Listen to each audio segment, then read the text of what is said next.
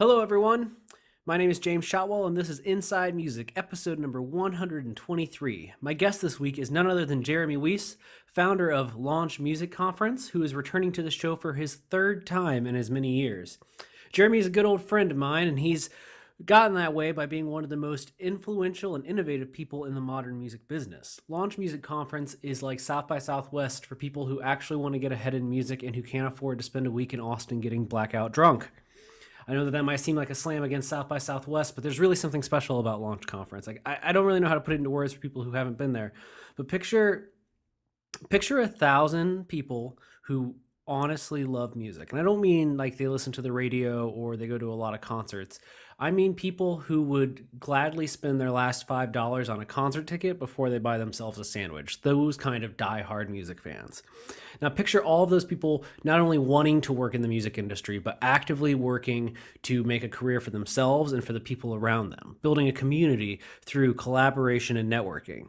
That is what Launch is, or at least is what it aspires to be, and I like to think that they pull it off year after year. There's still time left to buy tickets to Launch Music Conference. It takes place April 12th, 13th, and 14th, I believe. Sorry, April 13th, 14th, and 15th in Lancaster, Pennsylvania. I will be on hand, not doing anything related to Inside Music, but we will be hosting a late night pizza party, which you can learn details about in this episode of the show. There's also a lot of great performances and panels and an opportunity to really get your feet wet in the modern music business. If you want to work in music and you're serious about a career, Launch is the place to be, and we're more than happy to have Jeremy on the show to tell you what's new this year. Now, before we get there, I want to go over a few quick things. First and foremost, where has the podcast been? That's a great question. As we've gone over in the show several times, Inside Music is an extension of Holics, and when things are going on at Holics, we tend to put this to the side. It's been a very busy couple of months, and we're about to show you why we've been so busy, but I can't talk about it just yet. Just know that we have all intentions of continuing Inside Music and continuing to bring you new shows, hopefully with a lot more regularity or on a lot more regular terms, or you know what I mean. We're going to start releasing more episodes soon. Second, this episode of Inside Music and all episodes of Inside Music is brought to you by Holics, the music industry's leading digital promotional distribution platform. What that means is that Holics works with record labels and independent artists from all over the world to share new and unreleased music without fear of piracy. For more information on how they accomplish this, as well as access to a free 30-day trial, visit holics.com. That's HAULIX.com. Third, follow the show on Twitter. It's at Inside Music Pod. And please review us on iTunes if you choose to subscribe. Fourth, we're now on Spotify. That's right, you might be listening to Spotify now, but if you're not, you can find us on there. It's my favorite premium subscription service, and I think it could be yours too. Forget Apple Music, I know it's more convenient, but no. Spotify's where it's at because that's where you can get Inside Music. And finally, fifth, please attend Launch Music Conference. And if you don't have the money to do so, reach out because Launch is pretty good about working with people. So if you really, really want to go, there's probably a way to make it happen. So please come hang out in Lancaster, Pennsylvania with us, and let's make this a launch to remember. Now, I'm going to play a little bit of music from an artist performing at Launch Music Conference that we will discuss in the episode, and then I'm going to get to the conversation with Jeremy. Thank you so much for listening and for your continued patience. Enjoy the show.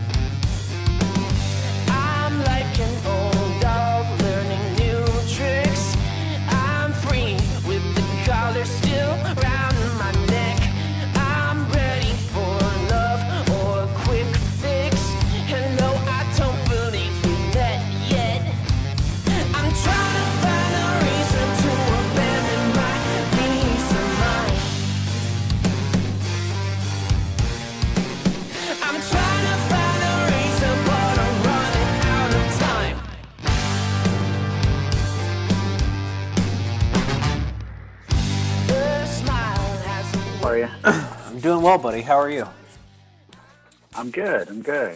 I'm glad you could take a few minutes out of your day to talk to me. Yes, sir. Absolutely. I'm happy to speak with you. How are things right now? We're about, I guess, 10 days out for you now. So what's going on in your day to day? Well, details. We have right now we have a couple thousand attendee bags to get assembled. We have our final um, volunteer meeting, and then a host of other concerns from booking rooms and closing out room sales and tons, gallons, pounds of coffee. So, So are you going into an office every day to work on all this?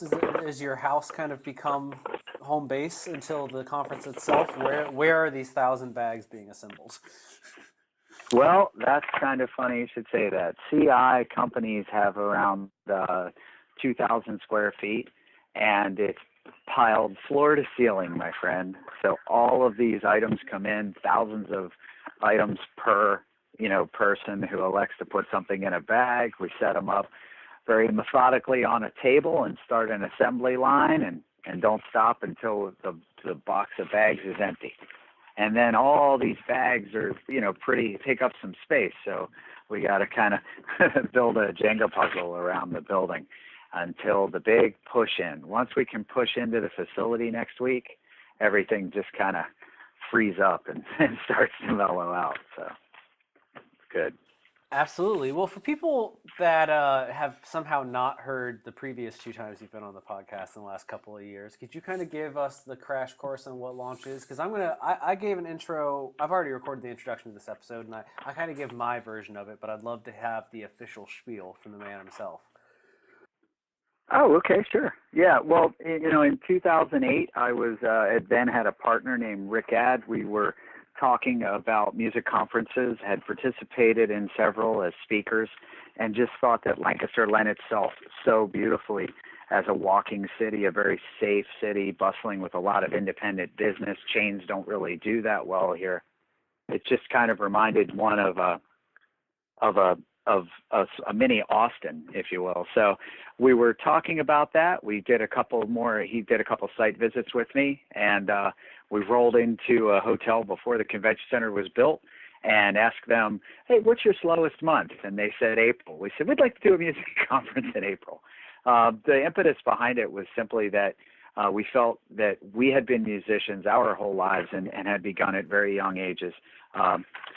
Both of us, music was in our distant past as a performer, but we worked with a lot of young artists for shows and in management capacity and with record labels. So we just thought that there were a lot of unanswered questions, a lot of ways that people could avoid all the crap the mistakes that we made and the crap that we went through. And that would stand for people that wanted to enter the music industry as well. And then we figured, if you're going to have, at the time, our ambitions were pretty low. So we're like, we're going to have a couple thousand people here, and probably 75% of them are in bands. Let's have them play at night. And that's kind of how the nighttime portion was started, developing artist conference, developing artists play at night. We realized as concert promoters our whole lives that we had to feed the lineup with a couple of known or better known names, but only insofar as it would lend, it would shine more light on these developing artists. Now, over the years, it's just become fascinating. I mean, we've had some groups submit that went on to epic heights and people that are playing with the youngest artists, but that doesn't take away from those that didn't enjoy similar success. I mean, we get to pick now from a pool of almost 1,000 submitted artists for less than 200 spots. So you can imagine the cream really rises to the top. It's like one of my favorite parts of the conference. The educational portion, because I'm a total dork, is definitely the reason it was started and one of my favorite parts. But tied with that is just being able to review all of this music with 7 other people on our board of 8 and just make these really informed decisions and really be able to spread it around genre-wise and have this feeling that we're presenting the best that was submitted for the year. It's really cool. So how many artists are performing in total this year? This year we have just north of 170. We added a stage recently. We did decide to shrink things down a little bit from spreading it all over these various venues throughout the city because it was getting chaotic. And I'm an empathizer with the young musicians, so I had a concern that some of the places weren't drawing as good a crowds, and that I didn't want people to travel. While they should be traveling here, honestly, to learn and to network. I know how important the nighttime performance is for a lot of our attendees who were able to be placed to perform. And we just like to maximize crowd size. But we just kind of expanded again and added another venue. They were very receptive to a genre of music that we wanted to pursue much more fervently in R&B and hip hop. So we were able to add another stage this year. Yeah, I noticed. I think the first year I went to launch, there wasn't really much hip hop that I noticed at all. But it seems like the last 2 years, that element has really ramped up for you guys. Yeah, I mean, you have to figure performers reflect what's happening in pop culture first, and hip hop and R&B have really bounced back and kind of taken over pop culture again. There's a lot of really good stuff out there. I think it's just a measure of that's what's going on right now in pop music, and therefore there are just more people trying to create it and to take a run at it. But I'll also concede that it took me working for a couple of hip hop artists over the last couple of years, Tekashi 6ix9ine and P&B Rock, to kind of ingratiate myself more greatly into that genre community and really put myself out there and say this is an available resource for you. So a little bit of outreach and a whole lot of resurgence of hip hop and R&B and pop culture, and there you have it. We have a much larger portion of those genres represented. Love to see it. Well, who are the bands we should be keeping an eye on this year? Stacked Like Pancakes is back, right? Yeah, and this is a good story. This is a group that had submitted. We thought they were great. We gave them a shot. They wanted to come back, and we wanted them back. And we saw them make progress. Here at launch a couple of years ago, Kevin Lyman went to see them on my recommendation, and he put them on a bunch of Warped Tour dates. Now they find themselves being one of our marquee showcase groups at our Fest Friday outdoor festivity on Friday night. And I like that. It's a developing artist conference. We actually like to watch people develop within the conference. Obviously, everyone can't get that A-list, arguably, most highly visible spot on the conference. But this is a group that has come back perpetually for 3 years and grown as a band and in their size and scope with their fans over the last 3 years. I'll go ahead and say it, utilizing a lot of the tools I think they picked up at launch and conferences like it. And here they are. It's kind of an inner launch success story. I really like that story for them. And is ska going to make a comeback? Well, I think there's two things I like to say. First of all, whenever things ebb and flow, there's always like this core fan base, I think, for most genres. Many of us are shocked when we find out a person that plays in a genre of music we're just not familiar with or don't care for and sells out. So I think that I think there were always ska fans out there. I think that ska is basically just part of the modern rock fabric at this point. And it really depends on your mood. What do you say? Yeah. No, I think you're absolutely right. Yeah. It's just one of those genres that I feel like sometimes I wonder if it'll ever. It's like new metal. Like there's always a chance new metal will come back, but it seems less likely than other genres. I will say I've seen a major uptick in horns. Absolutely. In the last couple, maybe 18 months, and if there was ever a window left open for ska to shoot back in there, it's like, hey, we were here all along. Exactly. So that's good news for them. So, who would you say is the biggest performer that's coming through this year? I know you guys have Aaron and Spencer from Under Oath doing a set, right? Yeah, they're going to come through. What they wanted to do was they wanted to have a panel, and it's awesome. Their manager, Randy, and I are good friends, and their engineer is actually from Baltimore and in a band that my record label put out called the Great Heights Band. So Eric, the engineer, Randy, the manager, and Spencer and Aaron will sit and walk us all through, start to finish, making a record, and specifically as it relates to this record as well. And then I said, hey guys, while you're here, you're also pretty damn good musicians, and we have them doing a very special just 30-40 minute acoustic set down at the Chameleon after Fest Friday, a special 9 to 11 all ages show at the Chameleon Club, doing some of our favorite Under Oath songs, and A Scent Like Wolves and Carousel Kings will join the bill in support, and both of those acts will play acoustic as well, in keeping with the theme of the show. After that, if you've gone to the show, you can just stay, or you can come later for a reduced price. We're going to stage an emo night, and the music is curated by Brent Rambler and J.B. Brubaker of August Burns Red. So if you hate the music, you're going to have to blame them. I like it. Emo nights are a fun time. They've been a staple of the last few music conferences I've been to, so I'm excited to see how Lancaster does one.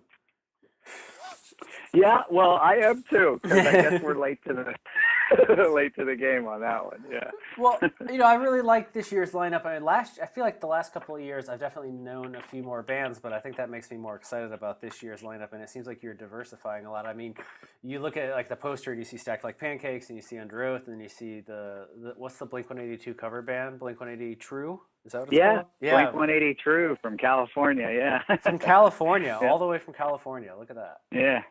Yep. At least they're keeping it legit, right? Exactly. Are there any panels you're particularly looking forward to this year? Well, I think that Jen, my current partner, Jen from the Entertainment Institute, did a cool job of really keeping things current. Now, we talk, we have these twice weekly phone calls to go over all the subject matter and who we think would fit. But I think she really did an awesome job of fine-tuning it. There are a lot of modern, very current subjects that are being covered. One that I think is most important to me is mental health. And there are several panels that touch on it in a variety of ways. One is, how to just keep your peace of mind in this tremendous do-it-yourself era of music. So we're teaching you that you can do all of this stuff. We're teaching you when you need a team. We're teaching you how to become a team member if you're not a musician. What's kind of been ignored, it would seem, is the pressure and the ability to balance that mentally. I mean, if you are business for self, as I am, I'm business for self because I want total happiness, not because I want to drive myself insane.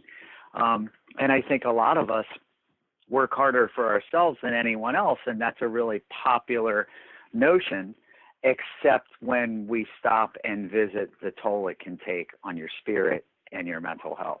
So that panel appeals to me greatly. Another one is, of course, Jim Digby's coming. He worked with Linkin Park for all those years, and he's actually bringing Chester Bennington and Mike Shinoda's wives. So they're coming to speak on mental health as well. Chester's widow has been circling the country to talk about mental health. That's something that we didn't want to put out there as if to suggest, in a distasteful way, hey, it's Chester Bennington's wife, but, cat's out of the bag. That's going to happen as well. And we're really looking forward to that incredible insight and the generosity of her and Mike's wife sharing, those stories and those experiences for the benefit of younger people entering the industry. That's actually one I think I'm probably most excited about as well, because I mean, there's been, like you kind of said it best, there's been this increased focus on mental health the last couple of years, but obviously their names and associations kind of carry a little extra weight. Right. And I think it's, important. I think it's important that people get that people remember the lives, or how their life and music impacts the people who care about them, I guess, for lack of a better way to say it. We don't always see things from the perspective of somebody that doesn't eat, sleep, and breathe music. Well, that's true. And I think that, with Linda Bennington coming and Anna Shinoda coming, I think it really humanizes that experience. I think a lot of us, when someone's larger than life, we can't really appreciate that they could have a problem, right? And I think that's just going to be such a remarkable, intimate insight into, how to, by their estimation, having been seen it firsthand, how to better manage one's mental health, even when you're arguably at the top of the game. It doesn't mean that everything is okay because you're popular and wealthy. No, you're absolutely right, and that's one I'm pretty excited about. I like the names this year. The names of all the sessions are very great. All the panels and sessions. So shout out to Good. Jen. Well, for I'm that only one. responsible for the cheesy space references. There's a lot of those. Everything else is Jen. Well, Jeremy, I've been to quite a few conferences over the last couple of years, and even some other ones in Pennsylvania that we won't mention here. But I keep coming back to launch myself, That's okay. and I see other people. I'm cheating on you with other conferences. That's great, man. But I keep coming back to launch because I don't know. There's something about it that I don't think is easy to find in other places. So what do you think? What do you think it is about launch that has helped it kind of? I don't know. It has started to stand out more and more with each passing year. Well, first of all, thank you. If I can say a couple of things about that, one thing we really pride ourselves on is intimacy. I really like the idea that everyone has proximity to one another. I think that's feedback. I know that's feedback I've gotten over the past few, over the last 9 years, that the people were gettable, reachable, gathered together. If I talk out of both sides of my mouth, the other thing is it's a free kind of conference. You're free to move around as you see fit. You don't have to be anywhere.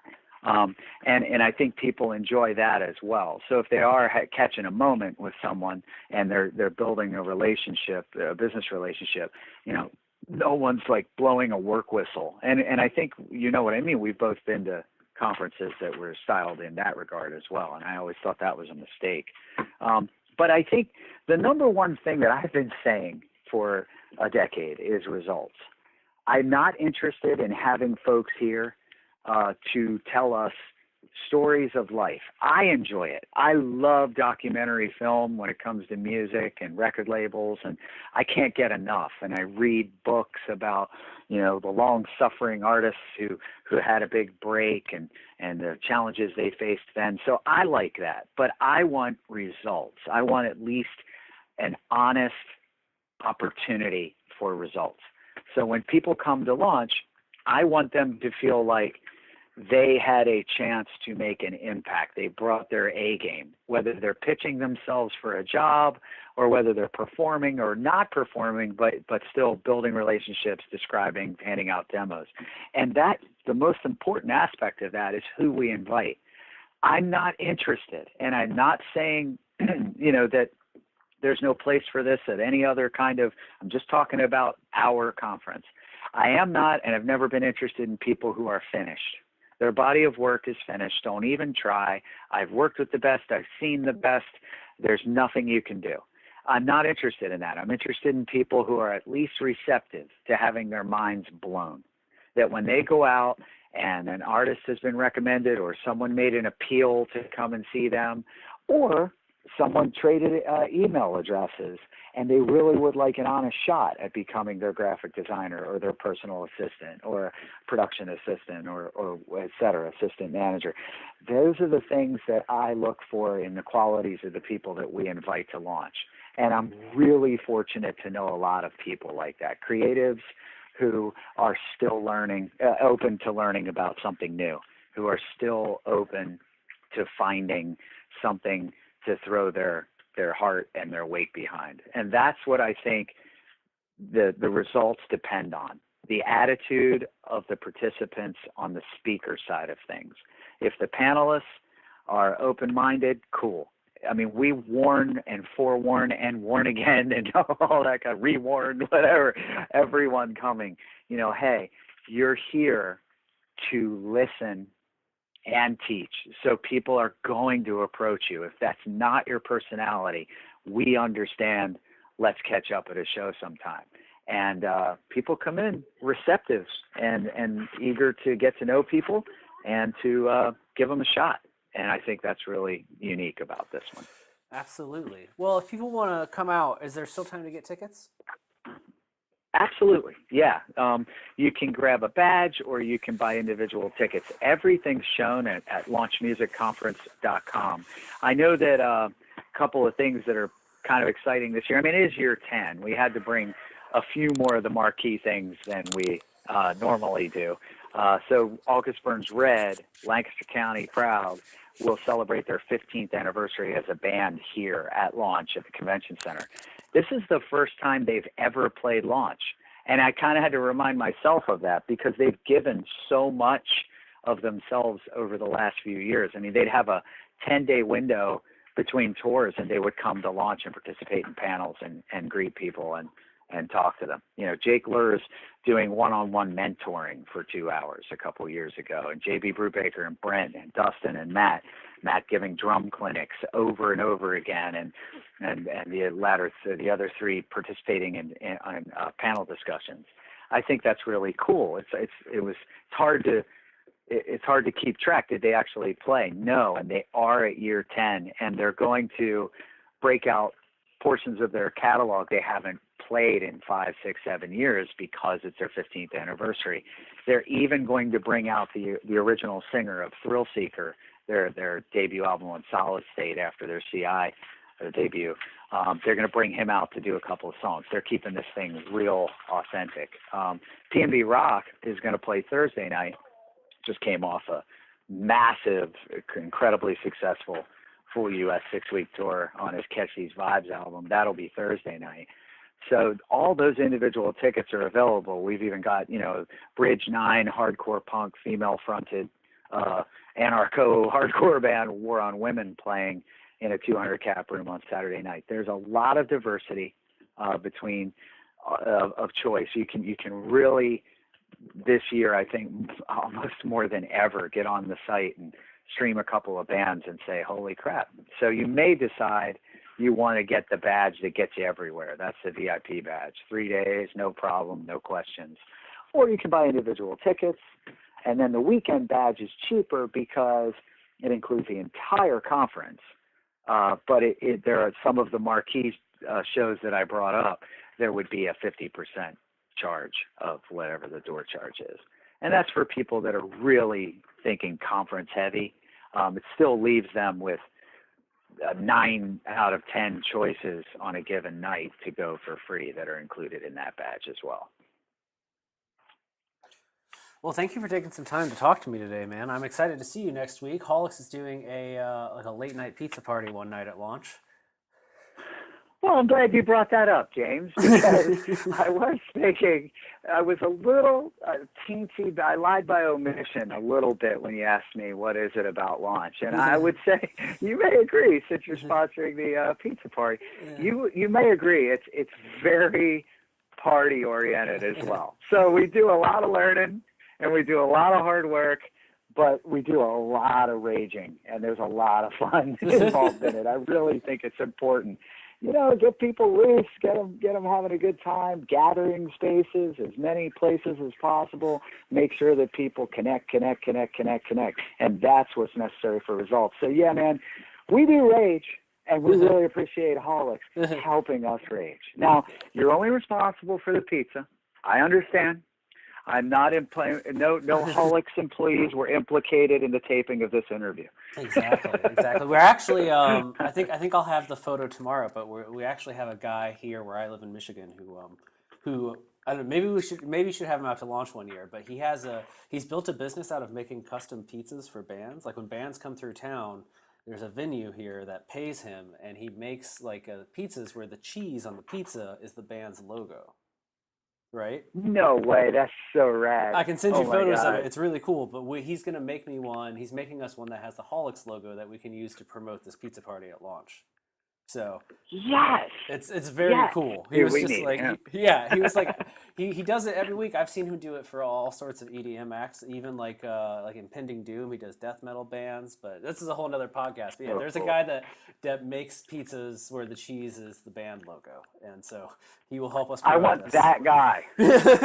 May the party be so successful that Hollis presenteth the cheese artist. I can't wait. Our own pizza artist. That's all we need. That's Uh, right. That uh, was so great. well, man. So when do things kick off officially for people that want to make the journey to Lancaster? What'd you say, bud? When do things kick off officially for people that want to make the journey? We kick off Thursday at 5 p.m. is when everything starts to go. Thursday night, we're going to premiere a film called Barn Burner. It's a world premiere, and it's the story of the unlikely emergence of metal and hardcore music out of a very conservative, plainclothes community like Lancaster County. It's really cool. I don't think you have to like metal or hardcore music at all to really enjoy this film. It tells the whole story of the history of the area, and it's all based on this belief that the director and I feel that there's something in our blood that we just kind of do work, and we don't measure every result against, whether it was success or failure. You just keep working, and I think that's really inbred in the community. So the Barn Burner movie premieres Thursday night. There's another show downstairs. There's a couple of shows. A show over at Chameleon, of course, with B&B Rock. There's a lot going on. So we like to say 5 to 9. Grab your badge at registration at Lancaster County Convention Center. If you do just want to dip in for one day, there are day badges. And I would say if you're going to get a day Friday, because that includes Fest Friday, and there is a free token with every badge entered. So that's a pretty good little party as well. There you Good go. stuff. But yeah, you're welcome any day, Thursday through Saturday night. Yep. Sounds wonderful. I get into town on Friday. I have a speaking engagement on Thursday, but I will see you on Friday, sir. And yeah, I'm excited. Looking very forward to it, and to your wisdom, and thank you for lending us your expertise as well. No problem, man. I'm going to let you get back to your work day, but thank you so much for taking a little bit of time to talk to us. Yes, sir. All right, guys. Have a great day, and we'll see you at lunch. All right. See you at launch, Jeremy. Have a good day. All right. Yep. Bye.